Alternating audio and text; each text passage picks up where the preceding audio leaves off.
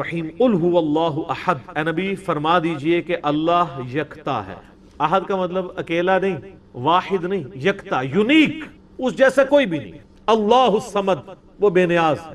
یہ تو ہم اس کا بالمفہوم ترجمہ کریں، اصل اس کا ترجمہ یہ کہ سب کا پشت پناہ وہ ہے، سب کے پیچھے وہ ہے، سب کا سہارا وہ ہے، اس کا سہارا کوئی نہیں ہے۔ صمد عربی میں اس چٹان کو کہا کرتے تھے جو جنگ میں دشمن سے بچنے کے لیے پیچھے پہاڑ لیا جاتا تھا تاکہ پیچھے سے حملہ نہ ہو، تو اس پہاڑ کے لیے بھی صمد کا لفظ استعمال ہوتا۔ تو اللہ الصمد، اللہ بے نیاز، لم یلد ولم یولد، نہ اس نے کسی کو جنا اور نہ وہ کسی سے جنا گیا، یعنی اس کا بھی کوئی باپ نہیں ہے اور نہ وہ خود کسی کا باپ ہے۔ اللہ تعالیٰ جو ہے وہ ہمیشہ سے ہے۔ اس پہ میرا یوٹیوب پہ کلپ بھی ہے، ہو کریٹڈ گاڈ، اللہ کو کس نے پیدا، تو اس میں میں نے ٹیکنیکلی میتھمیٹیکلی اس چیز کو ڈسکس کیا۔ اگر for the sake of argument یہ مان لیا جائے کہ ہر چیز کا کوئی خالق ہے تو خدا کا بھی کوئی خالق ہوگا، حالانکہ یہ ڈیفینیشن غلط ہے۔ خالق کی ڈیفینیشن یہی ہے کہ جس کا کوئی خالق نہ ہو، اگر اس کا کوئی خالق ہوگا پھر خالق نہ ہوا وہ تو مخلوق ہوئی، اللہ مخلوق نہیں ہے، اللہ خالق۔ تو میں نے اس میں ٹیکنیکلی بتایا تھا کہ اگر for the sake of argument یہ بات مان لی جائے کہ اگر کسی ہر چیز کا کوئی کریٹر ہے تو اللہ کا کوئی کریٹر ہوگا، تو پھر جو اللہ کا کریٹر ہے اس کا بھی کوئی کریٹر ہوگا، اور پھر جو وہ کریٹر ہے اس کا بھی کوئی کریٹر ہوگا، تو کیا یہ ایکویشن کہیں پہ رک سکتی ہے؟ تو یہ تو ساری فالس سٹیٹمنٹ ہو جائے گی۔ جبکہ دوسری طرف ریالٹی ہے کہ ہم موجود ہیں، مخلوق ہے، یہ ایک حقیقت ہے۔ اس حقیقت کو ریورس کرنے کے لیے اگر یہ مانا جائے کہ ہمارا کوئی کریٹر، اس کا بھی کوئی کریٹر، اس کا بھی کوئی کریٹر، تو دوسری طرف تو آپ حقیقت تک پہنچ ہی نہیں سکتے، انفینٹ ہے۔ تا وقت کہ آپ کسی ایک کو ایسا نہ مان لیں کہ جس کا کوئی کریٹر نہ ہو، جہاں سے سب سٹارٹ ہوئے ہوں، تو سر وہی تو ہے لم یلد ولم یولد۔ میتھمیٹیکلی یہ سٹیٹمنٹ اسی وقت درست ہوگی جب کسی ایک کو ایسا ماننا پڑے کہ اس کا، ورنہ تو یہ شروع رکے گی نہیں۔ اسی لیے بخاری میں حدیث ہے کہ شیطان تمہیں آ کے کہتا ہے کہ پہاڑوں کو کس نے پیدا کیا، تم کہتے ہو اللہ نے، وہ کہتا ہے درخت تم کس نے پیدا کیا، تم کہتے ہو اللہ نے، پھر وہ تم سے پوچھتے ہیں اللہ کو کس نے پیدا کیا، جب وہ یہ کہے تو تم کہا کرو قل هو اللہ احد اللہ الصمد لم یلد ولم یولد ولم یکن له کفوا احد۔ وہ ٹیکنیکلی سپیکنگ وہی بات کی ہے کہ اس کا تو کریٹر ہو نہیں سکتا، میتھمیٹیکلی یہ سٹیٹمنٹ رانگ ہو جائے گی۔ ولم یکن له کفوا احد، اور اللہ تعالیٰ کی ٹکر کا کوئی بھی نہیں ہے، کوئی اس کے برابری کا نہیں ہے۔ یہ وہ ٹیسٹ ہے چوتھا جس پہ کوئی دنیا کا بندہ، کوئی کائنات کے بڑا سا بڑا انسان بھی پورا نہیں اتر سکتا کہ اس کی ٹکر کا کوئی ہو، اس کی برابری کا کوئی ہو۔ کوئی کتنا بھی بڑا ہو مخلوق ہوگا، مخلوق ہے تو اس کے ساتھ نیند جڑی بھی ہوگی، مخلوق ہے تو اس کے ساتھ کھانے پینے کا محتاج ہوگا، مخلوق ہے تو وہ پیشاب کا محتاج ہوگا، اور سب سے بڑی محتاجی کہ اسے موت آ جائے گی، اور اللہ کو موت نہیں آتی، وہ الحی القیوم، وہ خود سے زندہ ہے اور ہر چیز کو تھامنے والا۔ تو یہ سورہ اخلاص یونیک صورت ہے اس اعتبار سے، اسی لیے اسے کہا جاتا ہے ٹچ سٹون آف تھیالوجی، توحید کی کسوٹی ہے کہ اللہ یکتا ہے، وہ بے نیاز ہے، سب اس پہ ڈیپینڈنٹ ہے، وہ کسی پہ ڈیپینڈنٹ نہیں، اور نہ وہ کسی سے جنا گیا، نہ اس نے کسی کو جنا، اور اس کے ٹکر کا، اس کی ہمسری کا کوئی نہیں۔ اللہ اکبر۔ سورہ اخلاص پہ گھنٹوں بولا جا سکتا ہے، لیکن آپ وہ مسئلہ نمبر 112C دیکھ لیں۔ جگہ جگہ قرآن میں اللہ نے اہل ایمان کی نشانی بیان کی ہے۔ نبی علیہ السلام پہ یہ نماز فرض کی گئی، قرآن میں عسیٰ ان یبعثکم ربک مقاما محمودا، ان قریب اللہ تعالیٰ آپ کو مقام محمود پہ فائز کرے گا۔ نبی علیہ السلام کو اللہ تعالیٰ نے کہا رات کے وقت تہجد، اور تہجد کا ہے قرآن پڑھیں تہجد میں، یعنی تہجد کی نماز قرآن کے ساتھ۔ تہجد کے نفل اس لیے نہیں ہے کہ وہ 8 کی گنتی آپ نے پوری کرنی ہے، نبی علیہ السلام پورا سال پڑھتے تھے، ہمارے لیے صرف رمضان میں وہ رکھ دیے، جسے ہم تراویح بھی کہتے ہیں، قیام اللیل بھی کہتے ہیں، تہجد بھی کہتے ہیں۔ اور نبی علیہ السلام نے تینوں طریقے سے پڑھے، عشاء کے فوراً ساتھ بھی، آخری پیر اٹھ کے بھی، درمیانی رات میں، تراویح بھی اسی طریقے سے، اور جہرن بھی پڑھی، سرن بھی پڑھے، یہ نوافل۔ تہجد کا مقصد یہ نہیں ہے کہ آپ نے 8 کی گنتی پوری کرنی، تہجد کا پیورلی تعلق قرآن پڑھنے کے ساتھ، وہ آپ پڑھ کوئی نہیں رہے اس لیے کہ زبانی آتا نہیں، آتا بھی ہو ترجمہ نہیں آتا۔ تو میرے بھائی جس کو تہجد کا شوق ہے تو وہ قرآن اپنے مصحف اٹھا کے ترجمے والا، اگر اسے عربی نہیں آتی، یا mobile phone air flight mode میں کر کے اس سے تلاوت کرے ساتھ ساتھ عربی، اس طرح قرآن پڑھے تو تہجد کا فائدہ ہے۔ باقی وہ خالی ایک لیپ اپ ہوتی ہے، آپ بے شک جتنی مرضی کریں، وہ 2 رکعتیں کم از کم ہے، زیادہ زیادہ 8 ہیں، عشاء کے فوراً بعد بھی پڑھ سکتے ہیں، آدھی رات کو بھی، آخری رات میں۔ اور مسند احمد میں، سنن دارمی میں حدیث موجود ہے کہ جو عشاء کے وتر کے فوراً بعد 2 نفل پڑھ لیں، اگر وہ آخری پیر نہ بھی اٹھے تو اسے اللہ تعالیٰ تہجد کا ثواب دے دے گا، وہ بھی آپ پڑھ سکتے ہیں۔ صحیح مسلم میں ہے کہ نبی علیہ السلام ہمیشہ 2 رکعت پڑھتے تھے وتر کی نماز کے بعد، اس پہ الگ سے ویڈیو بھی ہے۔ اللہ تعالیٰ اس رمضان مبارک میں جو ہمارے مظلوم مسلمان ہیں، فلسطین کے ہوں، چائنا کے، کشمیر کے، یمن کے، باقی ملکوں کے، اللہ تعالیٰ ان کے لیے آسانیاں فرمائے بالخصوص، اور باقی مسلمانوں کے لیے بالعموم، آمین۔ میرے بھائیو، رمضان مبارک رحمتوں کا اور بخشش کا اور تقوی اور پرہیزگاری حاصل کرنے کا مہینہ ہے۔ قرآن حکیم میں اللہ تعالیٰ نے سورۃ البقرہ میں پورا ایک رکوع رمضان مبارک سے متعلق نازل فرمایا، اور یہ رمضان مبارک کی ایک خصوصیت ہے۔ باقی احکامات کے پوائنٹ آف ویو سے نماز کے احکامات پورے قرآن میں بکھرے ہوئے ہیں، حج کے احکامات بکھرے ہوئے ہیں، زکوٰۃ کے احکامات بکھرے ہوئے ہیں، لیکن رمضان مبارک اور روزوں کا ذکر پورے قرآن میں ایک ہی جگہ پر ہے، اور وہ سورۃ البقرہ کا پورا رکوع ہے، آیت نمبر 183 سے لے کر 188 تک۔ سارے احکامات اس کے اندر بیان ہو گئے، میں نے کافی دفعہ اپنی ویڈیوز میں اسے کور کیا ہے۔ سٹارٹ ہی میں اللہ تعالیٰ نے فرمایا، اعوذ باللہ من الشیطان الرجیم، بسم اللہ الرحمن الرحیم، یا ایہا الذین آمنوا کتب علیکم الصیام، اے اہل ایمان تم پر روزے فرض کیے گئے ہیں، کما کتب علی الذین من قبلکم لعلکم تتقون، جیسا کہ تم سے پہلی امتوں پر بھی فرض کیے گئے تھے تاکہ تم تقوی کی روش اختیار کرو، پرہیزگاری کی روش اختیار کرو۔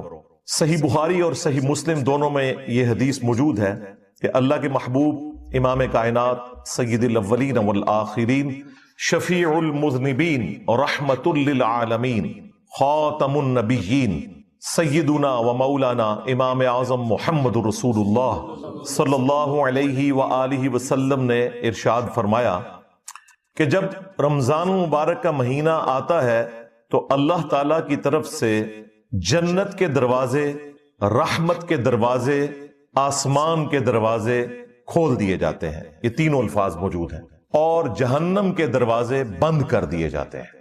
صحیح بخاری اور صحیح مسلم میں ایک اور حدیث ہے، آپ صلی اللہ علیہ وآلہ وسلم نے فرمایا، جو کوئی شخص ایمان اور احتساب، یعنی ایمان کے ساتھ ساتھ ثواب کی نیت اور پرہیزگاری کی نیت ہو، اپنے آپ کو پیوریفائی کرنے کی نیت، اس کے ساتھ رمضان مبارک کے مہینے کے روزے رکھے تو اللہ تعالیٰ اس کے پچھلے سارے گناہوں کو معاف کر دے گا۔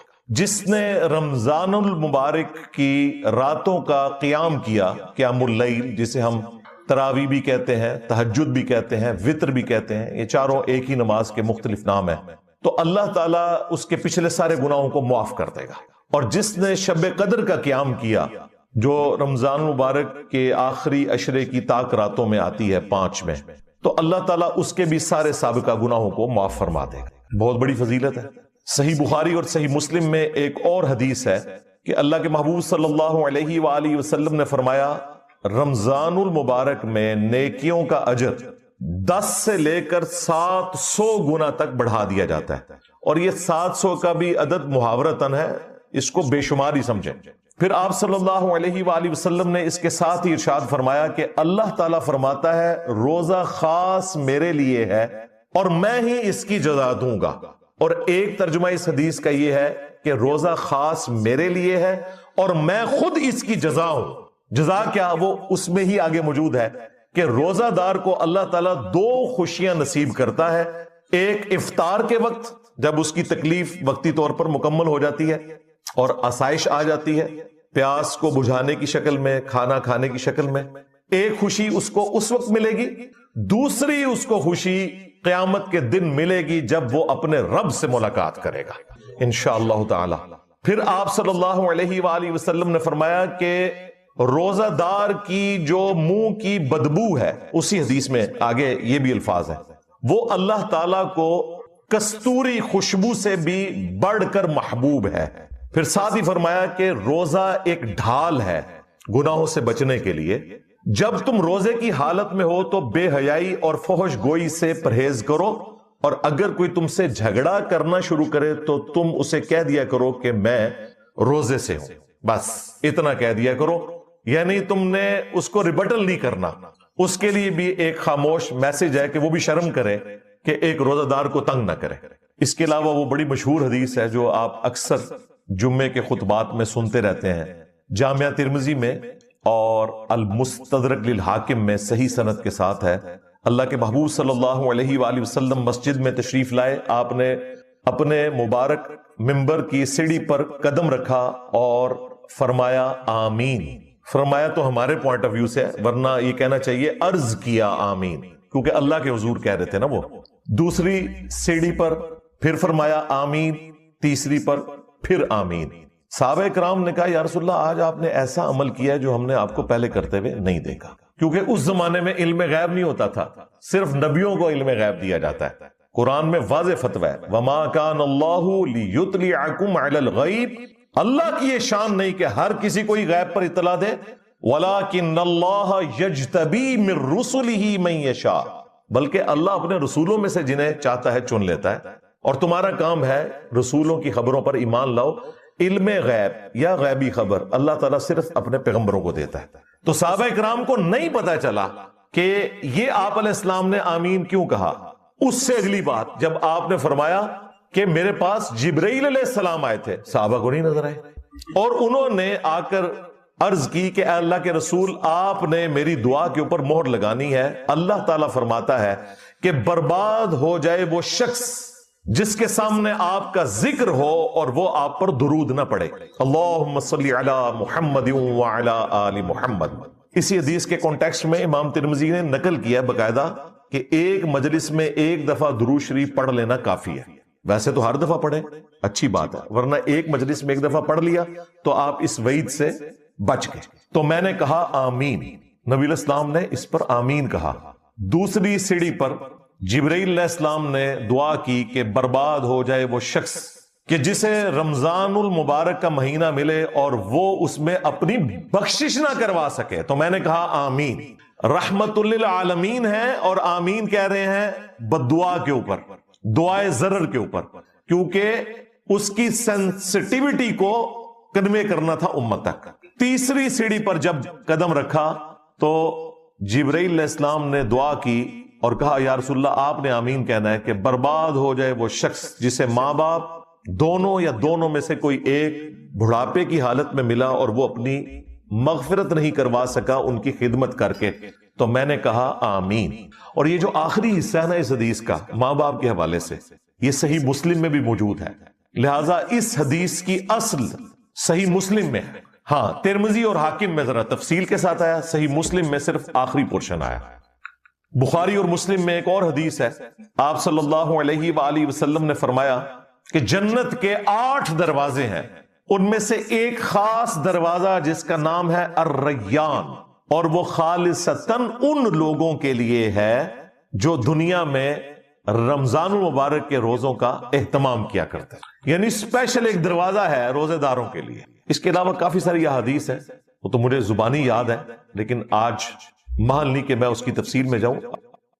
دوسری حدیث بھی بخاری اور مسلم کی متفق علیہ حدیث ہے, مشکات میں 1956 ہے. آپ صلی اللہ علیہ وآلہ وسلم نے فرمایا جب رمضان المبارک کا مہینہ آتا ہے تو آسمان کے دروازے کھول دیے جاتے ہیں. دوسرے طریق میں آیا ہے جنت کے دروازے کھول دیے جاتے ہیں. تیسرے طریق میں آیا ہے رحمت کے دروازے کھول دیے جاتے ہیں. یہ سارے الفاظ بخاری اور مسلم میں ہیں. اور پھر ساتھ یہ الفاظ ہیں کہ جہنم کے دروازے, آگ کے دروازے بند کر دیے جاتے ہیں اور شیاطین جکڑ دیے جاتے ہیں. اچھا یہ آیا کہ شیاطین جو ہے وہ قید کر, اکثر لوگ سوال کر رہے ہوتے ہیں جی اگر شیاطین قید کر دیے جاتے ہیں پھر بھی چند لوگ ہیں جو نماز نہیں پڑھ رہے, چند نہیں اکثر لوگ نہیں پڑھ رہے ہوتے پھر بھی. تو میرے بھائی 11 مہینے تک جب شیطان نے پیڈل مارا ہے آپ کی سائیکل کو, اس کے بعد 1 مہینے نہ بھی مارے وہ, پھر بھی تھوڑی دور تک تو یہ معاملات چلیں گے نا. پھر سب سے بڑی چیز نفس ہے انسان کا, وہ ساتھ لگا ہوا. یہ سرکش شیاطین, بڑے بڑے شیاطین جو ہے وہ کر دیے جاتے ہیں. باقی جو انسان کے ساتھ شیاطین چھوٹے موٹے لگے وہ تو چلتے رہیں گے, اللہ تعالیٰ کی طرف سے خاص مدد آ جاتی ہے. باقی جڑے تھے پیڑے وہ کعبے بھی پیڑے. اگر کسی نے اپنی اصلاح خود نہیں کرنی ہے تو اس کی رمضان میں کوئی اصلاح نہیں ہونی. اللہ تعالیٰ کی طرف سے ایک مدد مل جاتی ہے. اصل جو مسئلہ ہے وہ نفس کا ہے کہ انسان خود فیصلہ کرے کہ میں نے اللہ کے لیے کچھ کرنا ہے, تب فائدہ ہوگا. तीसरी हदीस जामिया तिर्मिज़ी सुनन इब्न माजा में है और सही सनद के साथ मुस्नद अहमद में है और मिशकात में आपको 1960 के फुट नोट पे और 1961 में मिल जाएगी। आप सल्लल्लाहु अलैहि वसल्लम ने फरमाया, रमजान में आसमान के दरवाजे खोल दिए जाते हैं, आग के दरवाजे बंद कर दिए जाते हैं, तमाम सरकश शयातीन जकड़ दिए जाए। इसमें अल्फाज आगे सरकश, बुखारी मुस्लिम में सरकश नहीं था, इससे पता चला कि खास शयातीन जो बड़े हैं वो जकड़े जाते हैं। और हर रात एक मुनादी निदा करता है अल्लाह की तरफ से, ऐ खैर के तालिब हिम्मत कर और आगे बढ़ नेकियां करने के लिए, और ऐ शर के तालिब रुक जा, अब तो बाज आ जाए इस मुबारक महीने में। और अल्लाह की तरफ से हर रात में लोगों को जहन्नुम से आजाद किया जाता है। वो जो रवायत है वो जाली है कि जी वो पहला अशरा जो है वो रहमत का है, दूसरा जो है वो मगफिरत का है, तीसरा दोज़ख से रिहाई का है। ये तो हर रात रिहाई हो रही है। मैं इस हदीस को भी बता दूंगा बाद में शोमुल ईमान के हवाले से। चौथी हदीस भी बुखारी और मुस्लिम दोनों में है, मिशकात में 1958। आप सल्लल्लाहु अलैहि वसल्लम ने फरमाया, जो शख्स ईमान और एहतिसाब के साथ, अकाउंटेबिलिटी के साथ, एहतिसाब को आप अगर उर्दू में ट्रांसलेट करेंगे तो तीन चीजों का मजमुआ है। नंबर 1 इखलास, नंबर 2 सवाब की नीयत, और नंबर 3 इस्लाह नफ्स, यानी नफ्स की इस्लाह भी जो है मतलूब। रमजान के रोजे रखे, अल्लाह ताला उसके पिछले सारे गुनाहों को माफ फरमा देगा। और फिर साथ ही अल्फाज है, जिसने ईमान और एहतिसाब के साथ रमजान की रातों का क़याम किया उसके भी पुराने सारे गुनाह माफ।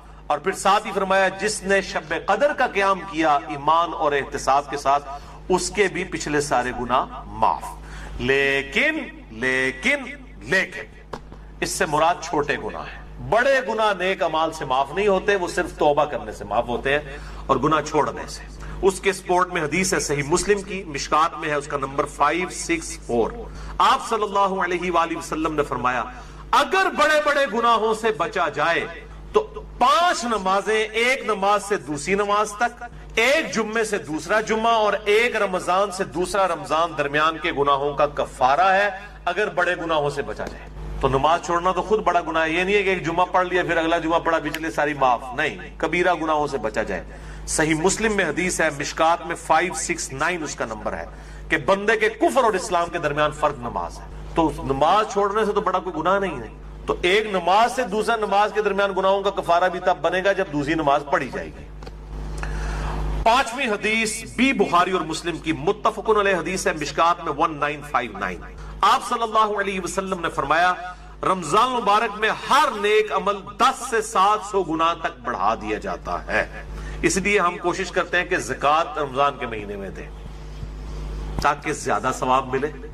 और फिर ज़कात होती भी ल्यूनर ईयर्स के एतबार से, वो सोलर ईयर्स के एतबार से नहीं देनी होती है, चांद के महीनों के एतबार से देनी होती है। तो वो आसान हो जाता है हिसाब रखना। वैसे आप एक रमजान में निकाल लें और फिर पूरा साल देते रहे, या अगले साल की भी पेशगी निकाली जा सकती है। ज़कात में मैंने डिटेल से लेक्चर मसला नंबर 95A और B दे दिया, जिसे शौक हो तो वो देखें। और साथ ही अल्फाज हैं बुखारी और मुस्लिम के, अल्लाह ताला फरमाता है, बेशक रोजा खास मेरे लिए है और मैं ही इसकी जजा दूंगा। बाकी नेकियों का तो पता चल जाता है, रोजा इंसान और उसके रब के दरमियान एक राज है। अगर किसी शख्स ने खुद नहीं बताया तो वो छुप कर खा पी ले तो पता नहीं चलेगा। तो अल्लाह ताला हमारा ये मेरे और मेरे बंदे के दरमियान चूंकि खास इबादत है, खास मेरे लिए है, मैं इसकी जजा दूंगा। और फिर 7 अल्फाज हैं, मेरा बंदा अपनी ख्वाहिश और खाने को मेरी वजह से तर्क करता है।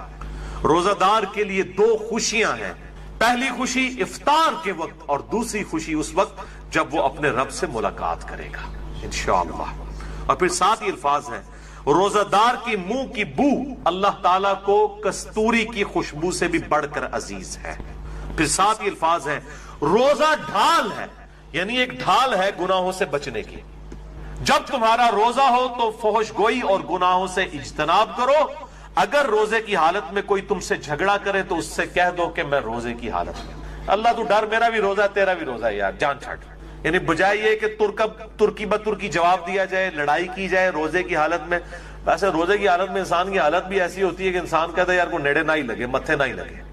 खुसूसन असर से मगरिब का जो वक्त है उस वक्त बड़ा मुश्किल होता है, इंसान को गुफ्तगू करने को भी दिल नहीं करता, इसीलिए तकवा भी हासिल होता है, शहावत भी ठंडी होती है।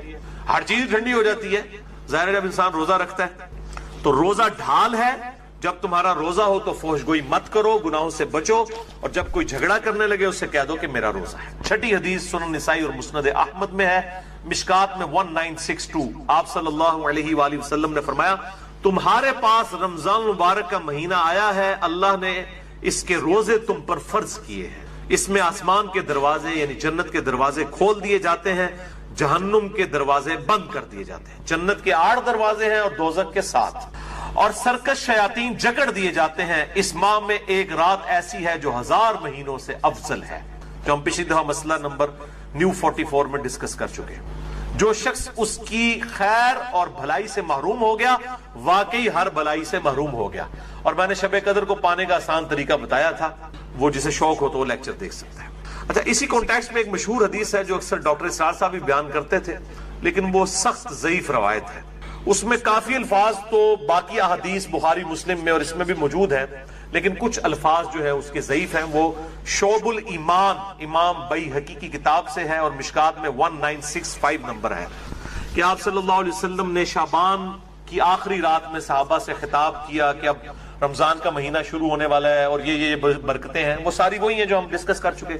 اس کے اینڈ پہ آتا ہے کہ اس کا پہلا عشرہ, پہلے 10 دن رحمت کے ہیں, دوسرے 10 دن جو ہیں وہ مغفرت کے ہیں, اور تیسرے 10 دن جو ہیں وہ دوزخ سے چھٹکارے کے ہیں. پھر لوگوں نے اس کے اوپر خود سے وہ دعائیں بھی ڈیوائز کر لی ہوئی ہیں. بالکل جعلی روایت ہے یہ. اور اس کے ایک طریق کے اندر علی بن زید مشہور ضعیف راوی ہے, اور دوسرے طریق میں سلیمان راوی جو ہے وہ منکر الحدیث ہے. منکر الحدیث وہ راوی ہے جس کی حدیثیں ترک کر دی جائیں, یہ شدید ترین جرح ہوتی ہے. اسی طریقے سے یہ اکثر رمضان سے پہلے بھی وہ یہ میسج چل رہا ہوتا ہے کہ جس نے رمضان کے چاند دیکھنے کی خوشخبری, تو یہ وہ سب جعلی جھوٹی روایتیں ہیں. اور اس طرح کی روایتیں بالکل آگے بیان نہ کیا کریں, ان کی کوئی اصلیت نہیں ہے, اللہ سے ڈر جائیں. مسئلہ نمبر 36 ہے میرا, ضعیف الاسناد اور من گھڑت احادیث کے فتنے کا تحقیقی جائزہ. 7ویں حدیث بھی بخاری اور مسلم دونوں میں, آپ دیکھ لیں اکثر حدیثیں بخاری اور مسلم سے. مشکات میں 1957, اس میں الفاظ ہیں کہ جنت کے 8 دروازے ہیں, ان میں سے ایک دروازے کا نام ہے الریان, جو خاص ان لوگوں کے لیے ہے جو روزہ دار ہیں. ان کو اس دروازے سے آواز دی جائے گی کہ جو دنیا میں روزہ رکھا کرتے تھے. الریان دروازے سے ندا کی جائے گی اور ان کو جنت میں اس دروازے سے داخل کیا جائے گا. اس کے علاوہ ذاکرین کے لیے ہے اور قتال کرنے والوں کے لیے, مختلف نیکیوں کے لیے دروازے آئے ہیں. بیٹھتے ہر وقت جس حالت میں بھی, اور صحیح مسلم میں حدیث ہے کہ یہ جو وظائف ہیں ان کے لیے تو کوئی وضو بھی کیا, غسل بھی پروٹوکول نہیں ہے. ہم عائشہ کہتی ہیں نبی صلی اللہ علیہ وسلم حالت جنابت میں بھی اللہ کو یاد کر لیا کرتے تھے. صحیح مسلم میں حدیث موجود ہے. اور جو قرآن میں بھی دعائیں یا اذکار آئی ہیں نا, جب آپ حالت جنابت میں بھی اس کو کریں گے نا تو اس پہ قرآن کا حکم نہیں لگے گا. یہ اذکار جو ہے نا, جب آپ اذکار کی نیت سے پڑھو گے پھر یہ قرآن نہیں شمار ہوں گے, ذکر شمار ہوں گے. اور اس کے لیے نہ وضو پروٹوکول ہے اور نہ غسل کا ہونا ضروری, ہر حال میں اللہ کو یاد کریں. دعا کی قبولیت کے لیے یہ آپ سمجھے اللہ تعالیٰ کی طرف سے کیٹالسٹ, جسے ہم وہ کیمسٹری میں کہتے ہیں کیٹالسٹ, کیمیکل ریئیکشن کو تیز کرنے والا. یعنی یہ اوپن لیسنس دے دیا اللہ تعالیٰ نے کہ اس دعا کے ذریعے جو ہماری طرف متوجہ ہوگا ہم اس کو نجات دیں گے. اسماء اعظم میں سے, اللہ کے جو بڑے بڑے اسماء ہیں جن کے ذریعے دعا قبول ہوتی ہے, تو اس جو اسماء اعظم میں سے تو اللہ تعالیٰ ہم نے ان کو غم سے نجات دی. وَكَذَلِكَ نُنْجِي الْمُؤْمِنِينَ, اور ہم یوں ہی نجات دیا کرتے ہیں اہل ایمان کو. یعنی اہل ایمان میں سے بھی کوئی اگر اس دعا کے ذریعے ہماری طرف متوجہ ہوگا ہم اسے نجات دیں. جی اولاد نہیں ہو رہی, اولاد کی طرف سے پریشان ہے, روزگار سیٹ نہیں ہو رہا, بچہ کوئی کسی قابل نہیں ہو رہا, اور گھر میں مصیبت ہے, پریشانی ہے, اس قسم کی بیماری ہے, کوئی وظیفہ بتائیں تو میں ان کو ٹاپ آف دی لسٹ جو وظیفے بتاتا ہوں نا ان میں سے ایک ہے. بہترین دعا ہے واللہ, بہترین استغفار ہے. اب بھائیو اگلی 2 آیات بڑی اہم ترین ہیں, اور ان میں ہی وہ شہرا آفاق دعا آنے جا رہی ہے جسے ہم آیت کریمہ بھی کہتے ہیں. بہت بڑا وظیفہ سیدنا یونس علی نبینا وعلیہ الصلوۃ والسلام کے حوالے سے. وَظَنُّونَ, اور یاد کرو اس مچھلی والے کو, اذ ذهب مغاضبا, جب وہ چل دیا غضبناک ہو کر اپنی امت پر. فظن, اور اس نے گمان کیا, أَلَّن نَقْدِرَ عَلَيْهِ, کہ ہم اس پر کوئی گرفت نہیں فرمائیں گے. لیکن گرفت پھر اللہ نے فرما دی, مچھلی کے پیٹ میں رہنا پڑا.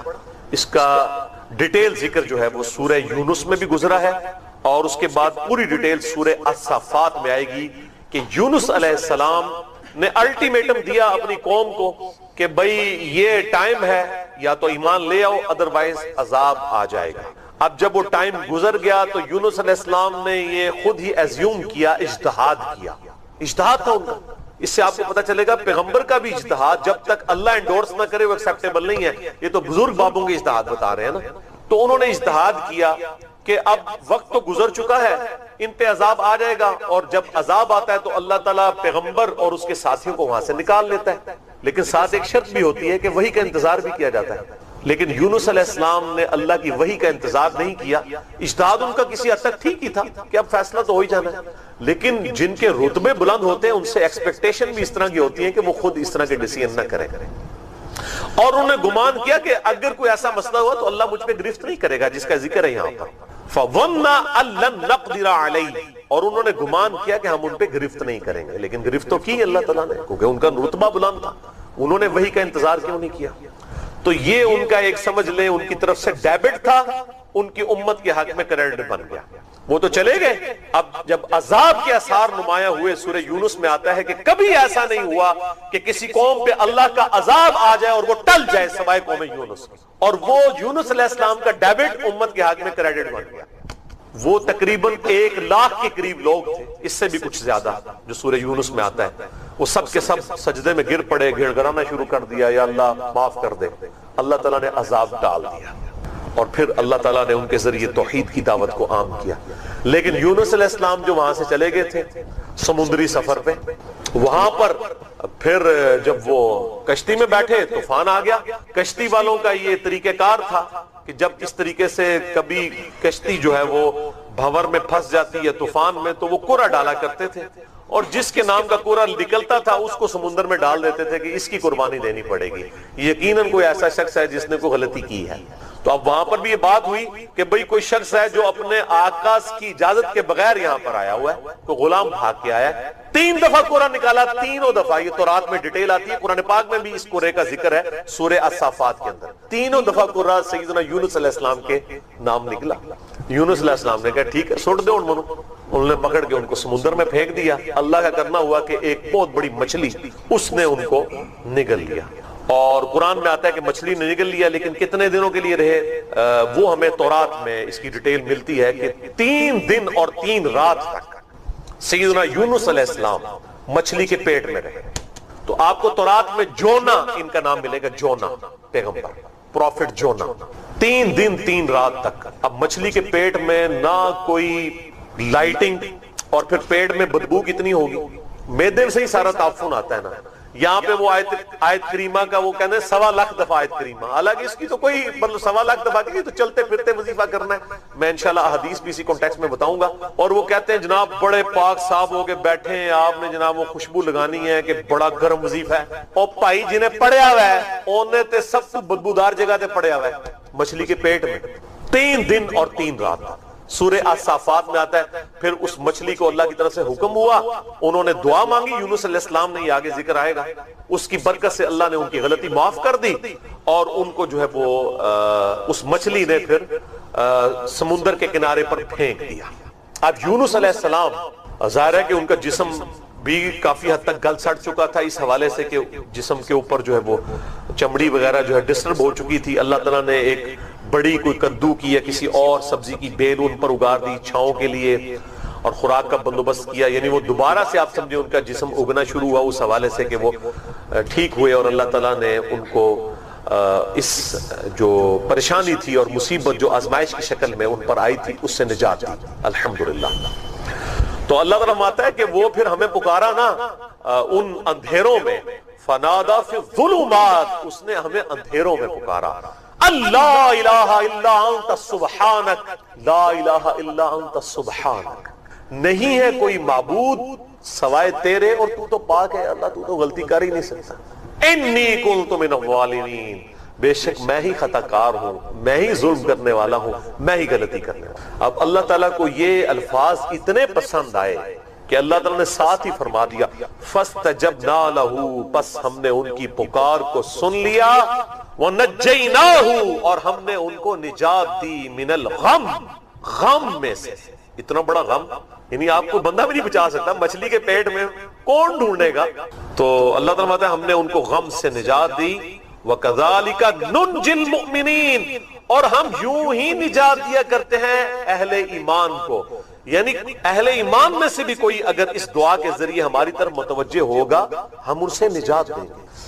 یعنی یونس علیہ السلام وہ واحد پیغمبر ہے میرے علم کی حد تک جن پر اللہ تعالیٰ نے اتنی سخت گرفت فرمائی ہے، اور کس قدر اللہ تعالیٰ کا اس معاملے میں جلال ہے وہ سورہ الصافات کی آیت نمبر 143 اور 144 میں آتا ہے.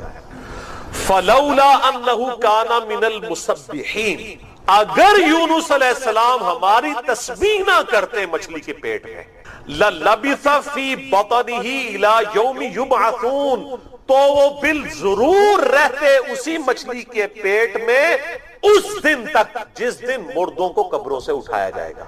یعنی اللہ تعالیٰ فرماتا ہے یہ 3 دن اور 3 رات جو انہوں نے تکلیف کاٹی نا، اگر وہ لا الہ الا انت سبحانک انی کنت من الظالمین نہ پڑھتے تو قیامت تک مچھلی کے پیٹ میں رہتے. اندازہ کریں، یعنی وہ مچھلی کا پیٹ یونس کی قبر بن جاتا.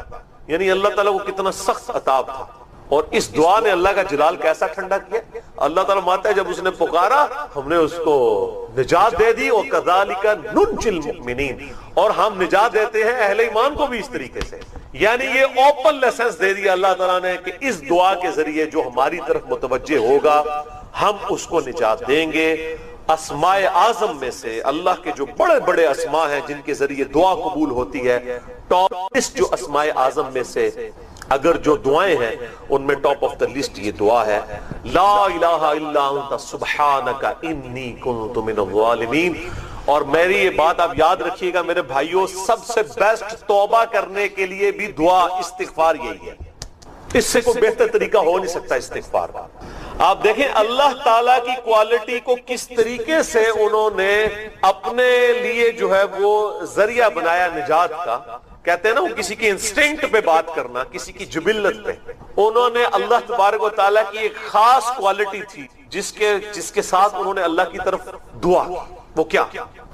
بڑی انٹلیکچل دعا ہے، لا الہ الا انت، اے اللہ تیرے سوا کوئی معبود. یہ توحید کو پہلے نمبر پہ لے گئے. انت سبحانک، اے اللہ تو تو پاک ہے، تو تو غلطی کر ہی نہیں سکتا کیونکہ تو تو پاک ہے. انی کنت من الظالمین، میں تو انسان ہوں، میں تو غلطی کروں گا. اب جب اللہ تعالیٰ کو آپ اس طریقے سے کہیں گے اللہ تیرے کو تو غلطی نہیں ہوندی، میں تو بندہ آنا تو غلطی تو کراں گا، کیا زبردست انداز ہے اللہ کو پکارنے کا. اس پہ پھر نجات ہی ملنی تھی نا. اللہ تعالیٰ کی وہ کوالٹی انہوں نے ذکر کی ہے، اللہ میں تو بندہ ہوں نا تو غلطی کروں گا نا، تجھ سے تو غلطی نہیں ہونی، تو تو پاک ہے، غلطی تو میں نہیں کرنی ہے نا، تجھ سے تو ہو نہیں سکتی، جب میں کر بیٹھا ہوں تو معاف کر دینا. بہترین دعا ہے واللہ، بہترین استغفار ہے. اور صحیح بخاری اور مسلم کی متفق علیہ حدیث ہے، جب آپ تشہد میں بیٹھو تو درود شریف کے بعد جو اپنے رب سے چاہو مانگو، اس میں یہ دعا بھی آپ اپنے اوپر لازم کریں. یہ اسماء اعظم میں سے ہے، اپنی دعاؤں میں اس دعا کو کریں. دعا کی قبولیت کے لیے یہ آپ سمجھیں اللہ تعالیٰ کی طرف سے کیٹالسٹ. اب چونکہ رمضان شریف کی آمد ہے، لہٰذا یہ اس چیز کا متقاضی ہے کہ ہم آج رمضان مبارک کے حوالے سے ڈسکشن کریں. رمضان مبارک کی اہمیت کا اندازہ آپ اس بات سے لگا سکتے ہیں کہ رمضان مبارک اور اس کے روزوں سے متعلق احکامات اللہ تعالیٰ نے قرآن حکیم میں ایک ہی جگہ پر بیان کر دیے ہیں. پورا ایک رکوع سورۃ البقرہ کا رکوع نمبر 23 آیت نمبر 183 سے لے کر 188 تک مسلسل 6 آیات، اور ان میں کافی لمبی لمبی آیات بھی ہیں. آلموسٹ آپ سمجھ لیں یہ تقریباً 1.5 صفحے پہ پھیلا ہوا یہ رکوع ہے. پورا سب کچھ اس کے اندر بیان ہو گیا. نماز کے احکامات، حج کے احکامات آپ کو مختلف صورتوں میں بکھرے ہوئے نظر آئیں گے. کچھ سورۃ البقرہ میں، کچھ سورۃ الحج کے اندر، کچھ سورہ ابراہیم کے اندر. لیکن رمضان مبارک کو اللہ تعالیٰ نے اس اعتبار سے ممتاز بنایا ہے کہ جو کچھ ڈسکشن کرنی تھی نا وہ قرآن میں ایک ہی جگہ پہ کر دی ہے. اس کے سارے احکامات بھی بیان کر دیے جو موٹے موٹے تھے، اس کی فرضیت کا بھی ذکر کر دیا. اور وہ سورۃ البقرہ کا رکوع نمبر 23 ہے، آیت نمبر 183 سے 188 تک. پلس اس سے متعلقہ جو صحیح الاسناد احادیث ہیں بخاری اور مسلم میں ہی درجنوں کی تعداد میں، آپ کو ایک جگہ کمبائنڈ فارم میں مل جائیں گی مشکات المصابی کے اندر، جو میں نے بارہا تعارف کروایا کہ یہ انسائکلوپیڈیا آف حدیث ہے۔ اہل سنت کی مین سٹریم کی آلموسٹ 13 کتابیں انکلوڈنگ کتب ستہ، بخاری اور مسلم اور سنن اربع یعنی ابو داؤد، ترمذی، نسائی، ابن ماجہ، اس کے نوٹس ہیں۔ اس میں پہلی جلد کے اینڈ کے اوپر جا کے آپ کو رمضان المبارک سے متعلق ایک ایک تفصیل ملے گی، چاہے وہ رؤیت ہلال کا مسئلہ ہو، مون سائٹنگ کا مسئلہ ہو، رمضان المبارک کے فضائل ہو، لیلۃ القدر ہو، نفلی روزوں کے کیا احکامات ہیں، فرض روزوں کے کیا ہیں، ایک ایک تفصیل ملے گی آپ کو۔ اور یہ جو مشکات کے اندر احادیث ہیں یہ آلموسٹ 153 احادیث ہے، انٹرنیشنل نمبر کے مطابق 1956 سے لے کر 2108 تک، یہ مسلسل 3-4 چیپٹرز کے اندر آپ کو اکٹھی احادیث مل جائیں گی، کہیں دور جانے کی ضرورت نہیں پڑے گی، ایک جگہ آپ کو ایک نوٹس کی شکل میں مشکات کے اندر یہ ساری احادیث مل جائیں گی انشاءاللہ۔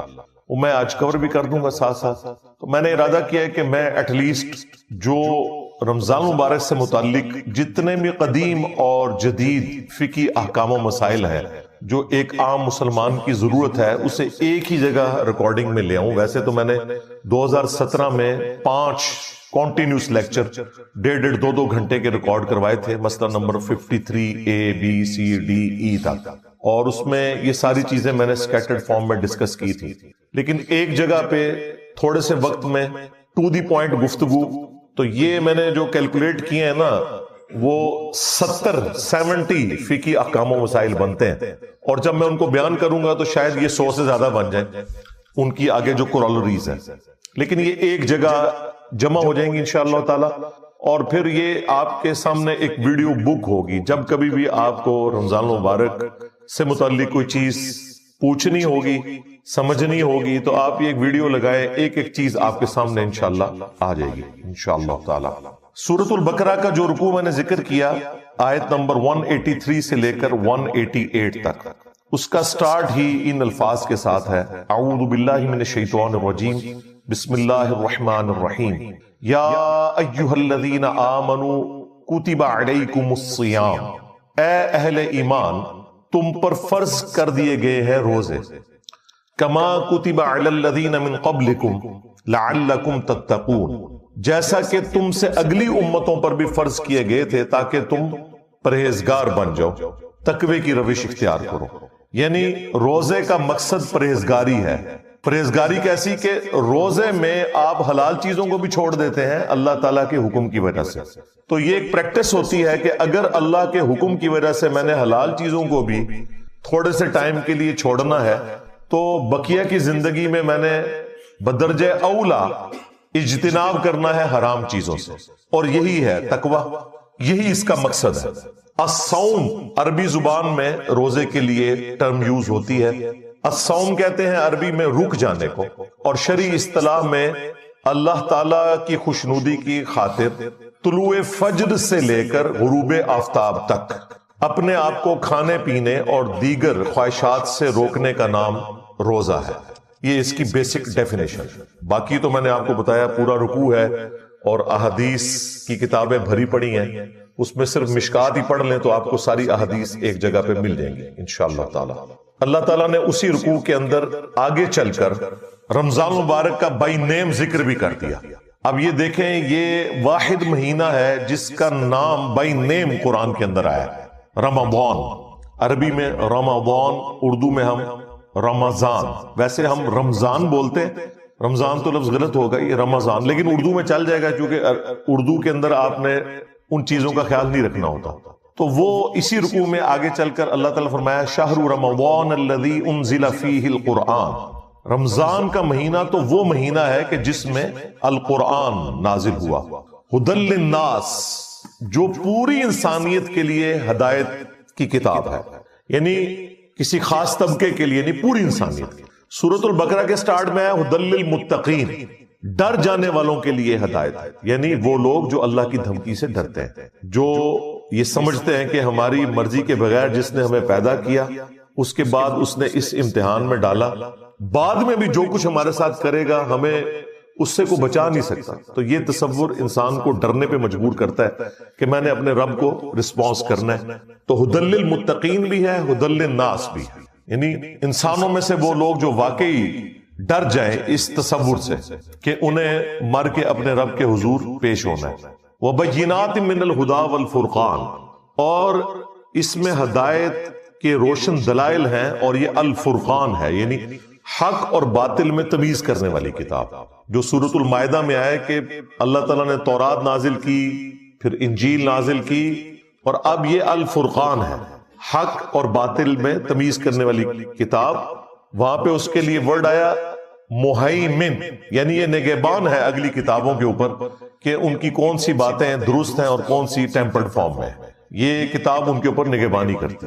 یہاں پہ الفرقان کہا گیا، اور خود ہمارے محبوب امام کائنات سید الاولین والآخرین شفیع المذنبین رحمت للعالمین خاتم النبیین سیدنا و مولانا امام اعظم محمد رسول اللہ صلی اللہ علیہ وآلہ وسلم کے لیے بھی صحیح بخاری میں الفرقان کی ٹرم یوز ہوئی ہے. محمد فرق بین الناس، محمد لوگوں میں حق اور باطل میں فرق ہے، یعنی نبی علیہ السلام کی پیروی کرنے والا حق پر ہے، آپ سے مخالفت کرنے والا باطل کے اوپر ہے. تو قرآن بھی الفرقان ہے اور رسول اللہ بھی الفرقان ہے صلی اللہ علیہ وآلہ وسلم. پھر اللہ تعالیٰ نے ساتھ ہی فرما دیا فَمَنْ شَهِدَ مِنْكُمُ الشَّهْرَ، اب جو کوئی بھی تم میں سے رمضان کا مہینہ پائے فَلْيَصُمْ، تو اس کا کام ہے کہ اس میں وہ روزے رکھے. اور پھر آگے اس کے احکامات آئے کہ روزے کی لینتھ کیا ہے، اس میں کون سی شرعی پابندیاں ہیں، جو لوگ روزہ رکھنے پر قادر نہیں ہیں، بیمار ہیں، ان کے لیے شرعی حکم کیا ہے، مسافر کے لیے کیا ہے، مریض کے لیے کیا ہے. پھر میاں بیوی کے تعلقات کے پوائنٹ آف ویو سے بھی چیزیں ڈسکس ہوئی. وہ آپ خود پڑھ لیجئے گا، اگر میں ایک ایک چیز کو اس طریقے سے ڈسکس کروں گا تو پھر تو کافی زیادہ ٹائم لگ جائے گا. لیکن چونکہ یہ ساری باتیں آج آٹومیٹکلی کور ہو جائیں گی ہمارے فقہی احکام و مسائل کے اندر انشاءاللہ تعالی. صحیح بخاری اور صحیح مسلم کے اندر یہ حدیث موجود ہے. اللہ کے محبوب صلی اللہ علیہ وآلہ وسلم نے فرمایا اسلام کی بنیاد 5 چیزوں کے اوپر ہے. نمبر 1، اس بات کی گواہی دینا کہ اللہ کے سوا کوئی معبود نہیں اور محمد صلی اللہ علیہ وآلہ وسلم اس کے بندے اور اس کے رسول ہیں. دوسرے نمبر پہ فرمایا نماز قائم کرنا. تیسرے نمبر پر زکوٰۃ دینا. چوتھے نمبر پر حج کرنا اللہ کی راہ میں اگر استطاعت ہو. اور 5ویں نمبر پہ فرمایا رمضان کے روزے رکھنا. اس سے آپ اندازہ لگائیں کہ اسلام کی بنیاد جن چیزوں کے اوپر ہے ان میں سے رمضان مبارک کے روزے ایک چیز ہے. پھر صحیح بخاری اور صحیح مسلم دونوں کے اندر یہ حدیث موجود ہے کہ اللہ کے محبوب صلی اللہ علیہ وآلہ وسلم نے فرمایا جس شخص نے بھی ایمان اور احتساب کے ساتھ، یعنی اس نیت کے ساتھ کہ وہ تزکیہ نفس اپنا کرے گا، اللہ سے ثواب لینے کی امید جس کے اندر موجود ہے، رمضان مبارک کے روزے رکھے، اللہ تعالیٰ اس کے پچھلے سارے گناہوں کو معاف فرما دے گا. اور جس نے ایمان اور احتساب کے ساتھ رمضان مبارک کی راتوں کا قیام کیا، قیام اللیل جسے آپ تراویح بھی کہتے ہیں، اس کے بھی اللہ تعالیٰ پچھلے سارے گناہوں کو معاف فرما دے گا. اور جس نے ایمان اور احتساب کے ساتھ لیلۃ القدر کا قیام کیا، اس کے بھی اللہ تعالیٰ پچھلے سارے گناہوں کو معاف فرما دے گا. تو لیلۃ القدر تو رمضان مبارک کے آخری عشرے کی تاک راتوں میں آتی ہے. یہ پچھلے دنوں جو میری شب برات سے متعلق ویڈیو ریکارڈ ہوئی تھی اس میں میں نے تفصیلاً اس کے اوپر گفتگو کر لی ہے کہ وہ سارے فضائل جو یہ شب برات کے لیے بتاتے ہیں وہ بیسیکلی لیلۃ القدر کے ہیں، جس کے بارے میں پوری سورت قرآن میں نازل ہوئی ہے انا انزلناہ فی لیلۃ القدر. ایک اور حدیث ہے صحیح بخاری اور صحیح مسلم کے اندر کہ اللہ کے محبوب صلی اللہ علیہ وآلہ وسلم نے فرمایا کہ جب رمضان مبارک کا مہینہ آتا ہے تو اللہ تعالی جنت اور رحمت کے دروازوں کو کھول دیتا ہے اور جہنم کے یعنی دوزخ کے دروازوں کو بند فرما دیتا ہے، اور سرکش جو شیاطین ہیں انہیں جکڑ دیا جاتا ہے. سارے شیاطین نہیں قید ہوتے، سارے قید ہوں تو آپ کو جمعہ پڑھانے کے لیے کون آئے؟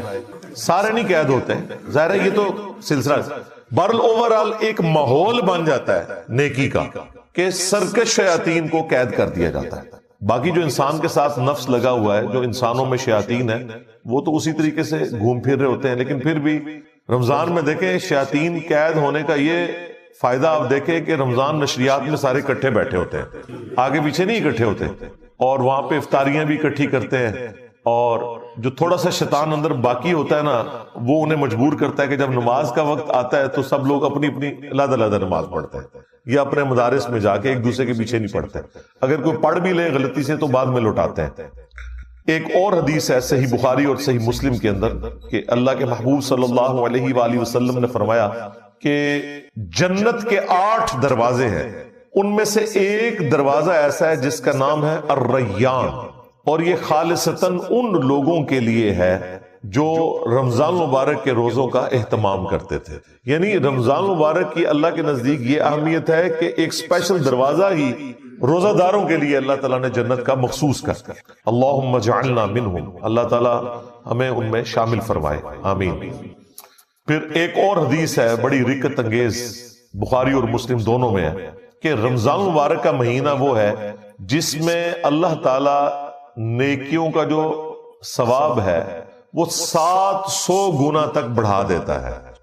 پھر اللہ کے محبوب علیہ السلام نے فرمایا کہ رمضان مبارک کا مہینہ وہ مہینہ ہے کہ جس میں جو شخص روزے رکھتا ہے اس کے لیے اللہ تعالیٰ کی طرف سے یہ پیغام ہے کہ روزہ خاص میرے لیے ہے اور میں ہی اس کی جزا دوں گا، اور ایک روایت میں آیا کہ میں ہی اس کی جزا ہوں، یعنی خود اللہ جزا ہے اس کی۔ اور وہ اسی حدیث میں آگے الفاظ موجود ہیں کہ روزہ دار کو 2 خوشیاں نصیب ہوتی ہیں، ایک دنیا میں جب وہ افطار کرتا ہے، ظاہر ایک آزمائش ختم ہوئی، اور ایک جنت میں جب وہ اپنے رب سے ملاقات کرے گا، وہ اس کی الٹیمیٹ خوشی ہوگی۔ دنیا میں بھی ہم نے ایک روزہ رکھا ہوا ہے جس کا افطار کا وقت جو ہے وہ آخرت ہے، یعنی دنیا میں اللہ تعالیٰ نے جو حرام کاموں سے روکا ہوا ہے، اگرچہ ان کے اندر اٹریکشن ہے، وہ ساری کی ساری نفسانی خواہشات کی تکمیل جنت میں ہونے والی ہے، تو وہاں پہ جا کے یہ روزہ کھل جائے گا انشاءاللہ تعالی۔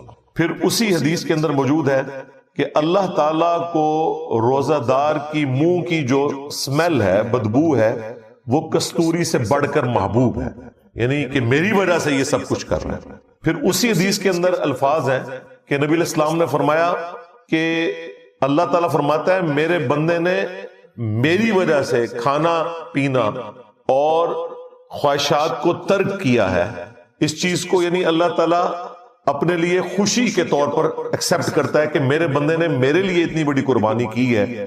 پھر نبی علیہ السلام نے ساتھ فرمایا کہ روزہ دار کے لیے روزہ ایک ڈھال ہے، فحش اور گناہ کے کاموں سے بچو، اور اگر کوئی تم سے روزے میں جھگڑنے کی کوشش کرے تو اس سے جھگڑا نہ کرو، اور بس اتنا کہہ دو کہ میں روزے سے ہوں، تاکہ اگلے بندے کو بھی شرم آ جائے۔ ویسے بھی روزے کی حالت میں انسان کا دل ہی کو نہیں کرتا لڑنے کو، خصوصاً عصر سے لے کے مغرب تک، اس وقت تو کسی کی آواز بھی اچھی نہیں لگتی۔ تو ایک نیچرل ایک پریکٹس بھی ہوتی ہے، بھوک کی وجہ سے انسان کو، جو بھوکے لوگ ہیں جن کے لیے 2 وقت کی روٹی ایشو ہے، ان کا بھی احساس پیدا ہوتا ہے، اور شکر کے جذبات بھی پیدا ہوتے ہیں کہ اگر پوری زندگی اس طرح گزارنی پڑے تو کتنی مشکل ہو۔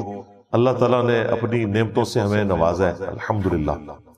صحیح بخاری میں ایک اور حدیث ہے جو ذرا الارمنگ ہے کہ نبی علیہ السلام نے فرمایا کہ جس شخص کو اس کا روزہ جھوٹ بولنے اور گناہ کے کاموں سے نہ روک سکے تو اللہ تعالیٰ کو پھر ایسے شخص کے بھوکا اور پیاسا رہنے کی کوئی حاجت نہیں ہے، یعنی اس کی روحانیت مر جائے گی۔ فرض تو ادا ہو جائے گا، بعض لوگ ان چیزوں کا سہارا لے کے وہ کہتے ہیں پھر ٹھیک ہے روزہ رکھنے کی ضرورت نہیں ہے، نہیں، نماز میں بھی اگر کسی کی کنسنٹریشن لوز بھی ہو، اس کا جو روحانی پہلو ہے وہ کمزور ہوگا، فرضیت ادا ہو جائے گی۔ اسی طریقے سے روزے میں بھی وہ فرضیت جو ہے کھانے پینے سے اور شہوات سے رکنا، جو اصل ہے روزے کی، وہ ایک فرض کے طور پر تو ادا ہو جائے گا، لیکن جو اس کی روحانی برکات ملنی تھی وہ پھر حاصل نہیں ہو سکے گی، اس کی طرف اشارہ ہے۔ ایک اور حدیث ہے صحیح مسلم کے اندر کہ نبی علیہ السلام نے فرمایا کہ اگر کبیرہ گناہوں سے بچا جائے تو ایک نماز سے دوسری نماز، ایک جمعے سے دوسرا جمعہ، اور ایک رمضان سے دوسرا رمضان، درمیان کے تمام گناہوں کا کفارہ ہے۔ لیکن اگر کبیرہ گناہوں سے بچا جائے، اب یہ نہیں ہو سکتا ایک شخص جمعہ پڑھے اور پھر اگلا جمعہ پڑھے اور بیچ کے ساری نمازیں معاف ہو جائیں، نہیں، یا ایک رمضان میں مسجد میں آئے جس طرح اکثریت کرتی ہے، پھر اگلے رمضان میں داخل ہو، تو نبی علیہ السلام نے ساتھ ہی فرمایا کہ اگر کبیرہ گناہ اس نے نہ کیے تو باقی گناہ تو معاف ہو جائیں گے اعمال کی برکت سے، لیکن کبیرہ گناہ جو ہے وہ صرف توبہ سے معاف ہوتے ہیں، یہ ذہن میں رکھیے گا۔ کبیرہ گناہ آٹومیٹکلی نیکیاں کرنے سے معاف نہیں ہوتے۔ کبیرہ گناہ کون سے ہیں؟ سب سے کبیرہ گناہ شرک، جھوٹ بولنا، وعدہ خلافی کرنا، غیبت کرنا، چغلی کھانا، جادو کرنا، ماں باپ کی نافرمانی، قتل ناحق، سارے بڑے بڑے جتنے گناہ ہمارے علم میں یہ سب کے سب کبیرہ گناہ ہے۔ یہ تو نہ نمازیں پڑھنے سے معاف ہوں گے، نہ جمعہ پڑھنے سے معاف ہوں گے، اور نہ ہی یہ روزہ رکھنے سے معاف ہوں گے، بلکہ یہ معاف ہوں گے جب کوئی شخص توبہ کرے گا۔ پھر وہ معاف ایسے ہوں گے کہ سورۃ الفرقان میں اللہ تعالیٰ نے فرمایا 3 بڑے گناہوں کا ذکر کیا آیت نمبر 69 میں۔ شرک جو کائنات کا سب سے بڑا گناہ ہے، قتل ناحق جو حقوق العباد میں سب سے بڑا گناہ ہے، اور تیسرا بدکاری۔ ان 3 گناہوں کا ذکر کر کے اگلی آیت میں فرمایا 70 نمبر میں کہ اگر کوئی ان گناہوں سے بھی توبہ کر لے سچے دل سے تو نہ صرف ہم اس کے گناہوں کو معاف کر دیں گے بلکہ اس کے گناہوں کو نیکیوں سے بدل دیں گے۔ اللہ اکبر کبیرہ والحمد للہ کثیرہ وسبحان اللہ بکرۃ واصیلا۔ لہذا اللہ تعالیٰ سے کسی نے کٹی نہیں کبھی کرنی۔ ہاں یہ ذہن میں رکھیے گا۔ دیکھیں میرا کتنا اگریسو سٹائل ہے، میری آپ قرآن کلاسز دیکھیں تو آپ کو پھر پتہ چلتا ہے کہ اللہ تعالیٰ اپنے معاملات میں کتنا سخت ہے۔ اس کے باوجود ہم نے کبھی اس چیز کی ترغیب نہیں دلائی کہ کوئی شخص اللہ تعالیٰ سے اتنا ڈر جائے کہ وہ پھر یہ ڈیسائیڈ کر لے کہ ٹھیک ہے جی پھر مجھے کوئی نیکی کرنے کی ضرورت ہی نہیں ہے جب اللہ تعالیٰ اتنا سخت ہے۔ نہیں، سختی اس لیے بیان کی جاتی ہے کہ آپ اللہ تعالیٰ کی ہستی کے اعتبار سے بے فکرے نہ ہو جائیں۔ باقی جو توبہ والا ایلیمنٹ ہے بھائی، وہ تو موت کے غرغرے سے پہلے پہلے توبہ قبول ہے، جامعہ ترمذی میں حدیث ہے۔ لیکن کسی کو یہ پتا تو نہیں کس وقت موت آ جائے، اس لیے پوری زندگی آپ نے اس طرح گزارنی ہے۔ وَلَا تَمُوتُنَّ إِلَّا وَأَنْتُمْ مُسْلِمُونَ، جو قرآن میں ہے، دیکھنا تمہیں موت نہ آئے مگر اس حال میں کہ تم تابع فرمان ہو کر مرنا، ہر وقت تیاری رکھنی ہے، تو وہ اپنی جگہ ہے۔ لہذا رمضان المبارک میں تو نیکیوں کا ایک موسم ہے، رمضان کی پریکٹس کی وجہ سے پھر بقیہ 11 مہینوں میں بھی اللہ تعالیٰ کو صحیح طریقے سے رسپانس کرنا، یہ اللہ تعالیٰ کی ریکوائرمنٹ ہے۔ اور مور دین 50% مسلمان جو پریکٹسنگ ہوتے ہیں ان میں سے بھی 50% مسلمان وہ عموماً رمضان میں ہی نیکیوں کی طرف آتے ہیں، اور بعد میں کچھ استقامت والا سلسلہ شروع ہوتا ہے، کئی لوگ داڑھی رکھ لیتے ہیں، پھر نمازیں شروع کر دیتے ہیں، عورتیں حجاب شروع کر دیتی ہیں۔ تو یہ ہم نے اپنی زندگی میں رمضان مبارک کی برکات خود دیکھی ہیں کہ رمضان جو ہے اس اعتبار سے ایک ٹرننگ مہینہ ثابت ہوتا ہے کئی لوگوں کی زندگی میں۔ کئی لوگوں کے لیے کوئی گھر میں جوان موت یا کوئی صدمہ وہ بھی نیکی پہ آنے کا ایک سبب بن جاتا ہے۔ وہ بھی اللہ تعالیٰ نے سورہ السجدہ میں فرمایا کہ ہم دنیا کی زندگی میں تمہیں تکلیف دیں گے تاکہ تم اپنے رب کی طرف پلٹ آؤ، وہ بھی ایک اللہ کی سنت ہے۔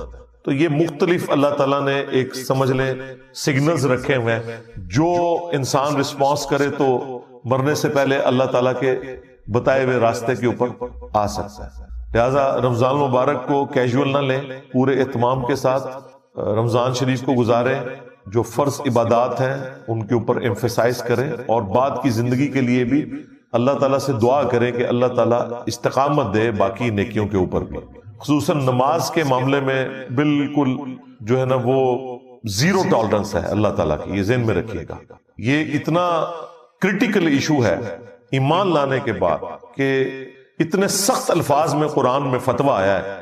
سورہ روم میں آیت نمبر 31 میں وَأَقِيمُوا الصَّلَاةَ وَلَا تَكُونُوا مِنَ الْمُشْرِكِينَ، دیکھنا نماز کو قائم رکھنا، مشرک نہ ہو جانا کہیں۔ یعنی کتنی بڑی بات ہے یہ، یعنی شرک جو اللہ کے نزدیک اتنی سینسٹیو چیز ہے، عموماً لوگ سمجھ رہے ہوتے ہیں کہ کسی بت کے آگے یا قبر کے آگے جھکنا۔ اللہ تعالیٰ تو فرما رہا ہے کہ جو نماز بھی چھوڑتا ہے نا تو وہ مشرکین کی کیٹیگری میں جا کے فال کر جائے گا۔ اس سے بڑا کوئی فتویٰ ہو نہیں سکتا تھا۔ اور اگر کسی کے دماغ میں کوئی خناس رہ گیا تھا نا تو وہ صحیح مسلم کی حدیث نے اسے نکال دیا، 246 نمبر حدیث، کہ بندے کے کفر اور ایمان، شرک اور اسلام کے درمیان فرق ہی نماز ہے۔ نماز نہ پڑھنے والا پاکستان کے شناختی کارڈ میں تو مسلمان ہو سکتا ہے، اللہ کے ہاں وہ مسلمان نہیں۔ ہاں ظاہری کلمے کا احترام کریں گے، مر جائے گا جنازہ بھی پڑھیں گے، اس کے لیے دعائے مغفرت بھی کریں گے، لیکن اس کی زندگی میں اسے بتائیں گے کہ بھائی یہ شناختی کارڈ والے مسلمان ہو، تمہارے کلمے کا احترام ہو رہا ہے، ادروائز نماز چھوڑنے والا بندہ مسلمان نہیں ہے۔ اور یہ میرا فتویٰ نہیں ہے، قرآن کا فتویٰ ہے، نبی الاسلام کا فتویٰ ہے۔ پھر بھی اگر کسی کو سمجھ نہ آئے تو جامع ترمذی میں حدیث ہے، عبداللہ ابن شقیق تابعی کہتے ہیں کہ صحابہ کرام صرف تارک الصلاۃ کو کافر سمجھتے تھے، جو نماز چھوڑنے والا ہے، اور کسی کو کافر نہیں کہتے تھے، خواہ وہ کتنا ہی گناہ کرتا ہو، لیکن جو نماز نہ پڑھتا ہو صحابہ کرام اسے کافر سمجھتے تھے۔ لے جی اب تو اس فہم کا بھی مسئلہ ختم ہو گیا۔ اگر کوئی کہ مجھے قرآن کا فہم نہیں ہے، ہمیں حدیث بتائیں، حدیث بھی بتا دی، حدیث کا بھی فہم نہ آیا، صحابہ کرام سے تو بڑھ کر کوئی قرآن و سنت کو جاننے والا نہیں تھا۔ جامع ترمذی میں ایک اور حدیث ہے کہ ہمارا اور مشرکین کا عہد نماز کی بنیاد کے اوپر قائم ہے، جس نے نماز چھوڑ دی اس نے کفر کیا۔ صحیح مسلم میں حدیث ہے، عبداللہ ابن مسعود کہتے ہیں کہ رسول اللہ کے زمانے میں صلی اللہ علیہ وآلہ وسلم اگر کوئی شخص بیمار ہوتا اور 2 بندوں کے سہارے وہ مسجد آ سکتا تو وہ مسجد میں آ کے نماز پڑھتا تھا، کہیں اسے منافق شمار نہ کر لیا جائے۔ یعنی جو گھر میں نماز پڑھے اس کے بارے میں بھی صحابہ کرام ڈرتے تھے کہ یہ منافق ہے، پتہ نہیں پڑھی اس کے نہیں پڑھی۔ تو اس زمانے میں اپنے آپ کو مسلمان ثابت کرنے کے لیے مرد کو مسجد میں نماز پڑھنی پڑتی تھی۔ صحابہ کرام کو کیا پتا تھا کہ ان سے بھی بڑھ کے بھی عاشقان رسول آنے والے ہیں، انورٹڈ کامز میں، نماز ایک بھی نہیں پڑھیں گے اور کہیں گے کہ غلامی رسول میں موت بھی قبول ہے، حرمت رسول پر جان بھی قربان ہے۔ نعرے ایسے ماریں گے کہ میں تو کہتا ہوں جو پرانے مسلمان ہیں وہ بھی شرمندہ ہوتے ہوں گے کہ یار یہ تو ہمیں بھی پیچھے چھوڑ گئے، لیکن جب پریکٹیکلی باری آئے گی تو یہ حال ہے کہ نماز بھی نہیں پڑھیں گے، میلاد کے جلسے اٹینڈ کریں گے، صبح اٹھ کے فجر نہیں پڑھیں گے، میلاد کے دن کے جلوس اٹینڈ کریں گے، جب زور کی نماز کا وقت آئے گا لنگر لے کے گھر چلے جائیں گے۔ محرم کے جلوسوں میں عاشقان اہل بیت ہونے کا دعویٰ کریں گے، لیکن انہیں یہ نہیں پتا کہ مولا علی بھی نماز کے لیے جا رہے تھے تو شہید ہوئے، مولا حسین علیہ السلام بھی کربلا میں نماز کی حالت میں آپ کے اوپر تیر چلائے گئے، اور جب ظہرین کا وقت آئے گا تو آدھے سے زیادہ لوگ کہیں گے ساڑھے سے کپڑے ہی پاک نہیں۔ تو میں اس پہ پھر جب مجھے غصہ آتا میں کہتا ہوں یار تم اہل البیت کے ماننے والے اپنے آپ کو پاک ہی نہیں کر سکے، مسلمان اور پلید۔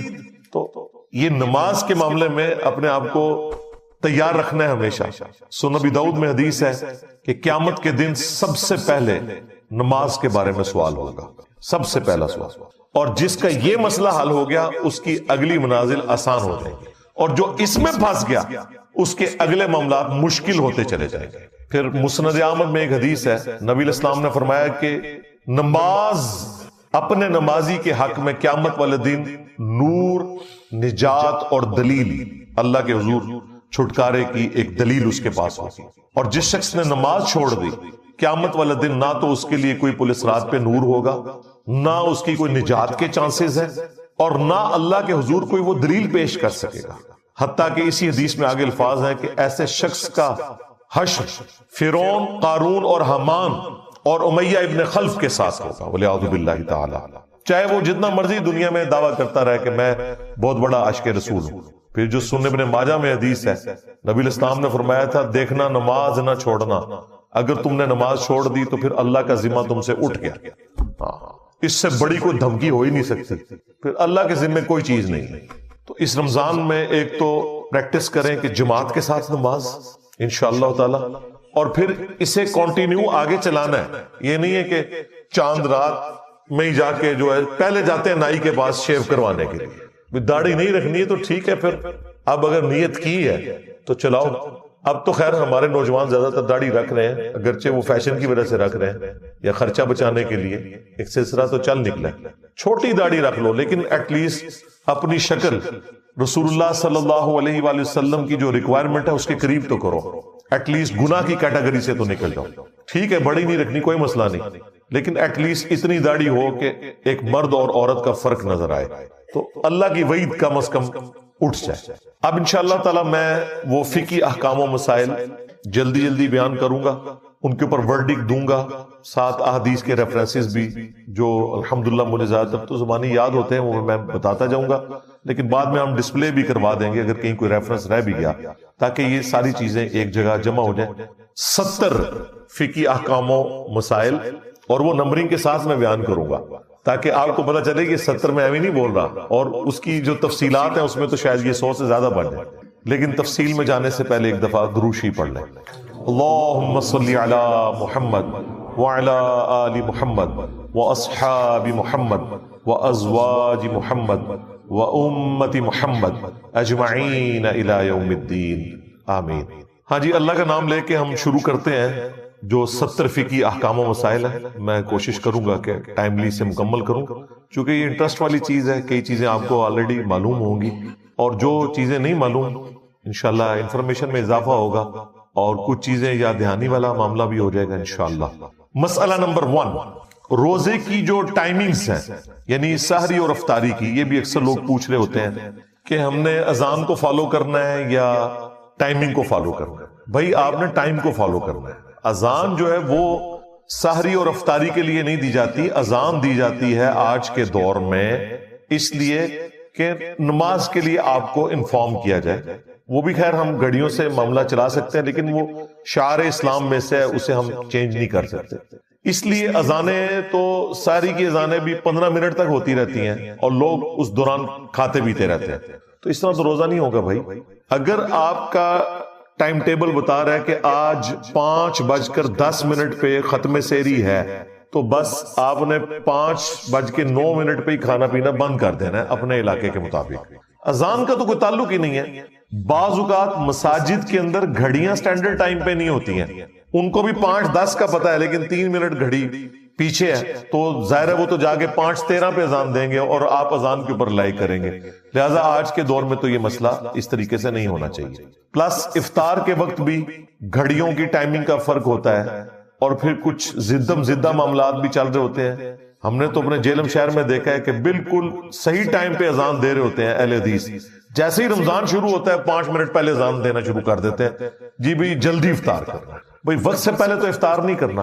لہٰذا پہلا شرعی مسئلہ یہ ہے کہ آپ لوگوں کے پاس ٹائم ٹیبل بھی موجود ہے، گھڑی سٹینڈرڈ ٹائم ہونی چاہیے، ایپس ہیں تو ان کے ذریعے آپ دیکھ لیں، اس میں بھی جو کراچی یونیورسٹی والوں کی کیلکولیشن ہے ٹوائلٹس کے پوائنٹ آف ویو سے وہ بہترین ہے، اس کو آپ فالو کریں، اور اپنی جو مساجد کے اندر ڈیجیٹل واچ ہیں ان کو وہ شافعی ٹائم کے اوپر آپ رکھ لیں۔ ویسے تو حنفی اور شافعی ٹائم میں فجر اور مغرب کا فرق نہیں ہے، وہ صرف عصر کا فرق آتا ہے، لیکن چلیں وہ آپ اس کو اس پہ سیٹ کر لیں، اور اس کو آپ نے فالو کرنا ہے۔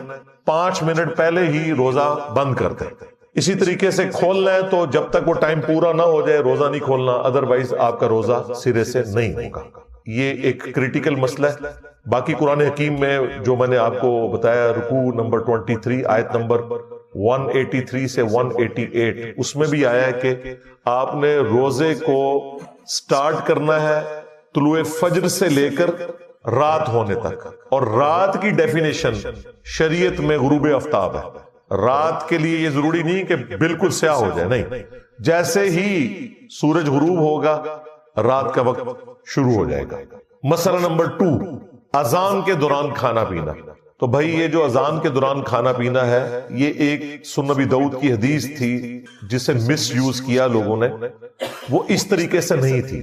وہ یوں ہے کہ سنن نبی داؤد میں حدیث ہے کہ جو شخص سحری کر رہا ہے اور اس دوران اذان شروع ہو جائے تو جو اس کے سامنے برتن ہے اس میں سے کچھ کھا پی لے جلدی سے، یعنی وہ جو ٹرانزیشن پیریڈ ہے اس دوران۔ یہ نبی علیہ السلام نے کہیں نہیں فرمایا کہ آپ 10 منٹ پہلے سحری ختم کر کے بیٹھے ہیں اور اذانیں شروع ہوگی اور آپ پانی پینے کے لیے بھاگ رہے ہیں، آپ کا روزہ نہیں ہوگا۔ یہ اس شخص کے لیے ہے کہ مثلاً 5:05 پہ اس نے سحری شروع کی اور 5:10 پہ ختم سحری ہو رہی ہے، اس دوران وہ 1-2 منٹ اوپر کھا لیتا ہے ٹرانزیشن پیریڈ میں، تو اس کے لیے ایک گنجائش ہے۔ یہ بھی بہتر ہے کہ ایسا نہ کرے، لیکن ایک بندہ اٹھا ہی 5:10 پہ ہے اور اسے پتا ہے کہ 5:25 تک اذانیں چلتی ہیں اور ختم سحری ہے ہی 5:10 ہے، تو وہ 15 منٹ کے جی میں اذانوں کے دوران کھا رہا ہوں، اس کا روزہ کوئی نہیں، بالکل یہ ذہن میں رکھیے گا۔ تو وہ اس حدیث کو غلط لوگوں نے یوز کیا، وہ ٹرانزیشن پیریڈ کے لیے تھا. جس طرح بخاری مسلم میں ہے کہ جس نے طلوع آفتاب سے پہلے فجر کی 1 رکعت پا لی اس نے فجر کی نماز پا لی، اگرچہ 1 رکعت اس کی اس ٹرانزیشن پیریڈ میں ہے کہ سورج نکل رہا ہے، مغروب وقت ہے، لیکن پھر بھی اس کی نماز ہو جائے گی. اس طریقے سے اسی حدیث میں ہے جس نے غروب آفتاب سے پہلے عصر کی 1 رکعت پا لی اس نے عصر کی نماز پا لی، اگرچہ اس کی 3 رکعتیں مغرب کے وقت میں. تو یہ ٹرانزیشن پیریڈ کی بات ہو رہی ہے، یہ ذہن میں رکھیے گا. اور یہ بھی اس شخص کے لیے ہے جو شخص اس سے پہلے سحری شروع کر چکا تھا، کسی مجبوری کی وجہ سے وہ لیٹ اٹھا تھا. لیکن اگر کوئی شخص اٹھے ہی ایسے وقت میں ہے کہ ختم سحری ہو چکی ہے، اس کے لیے یہ نہیں ہے، یہ ذہن میں رکھیے گا. اس کی مرضی ہے، ٹھیک ہے، وہ 8 پیرا روزہ رکھنا چاہتا ہے رکھ لے، ادر وائز چھوڑنا چاہتا ہے چھوڑ دے، بعد میں 1 روزے کی قضا دے دے اگر اسے یہ خدشہ ہے کہ میں کھائے پیے بغیر روزہ چلا نہیں سکوں گا. بخاری مسلم میں حدیث ہے کہ جب حضرت بلال اذان دیں تو تم کھانا پینا ترک نہ کرو، کیونکہ وہ لوگوں کو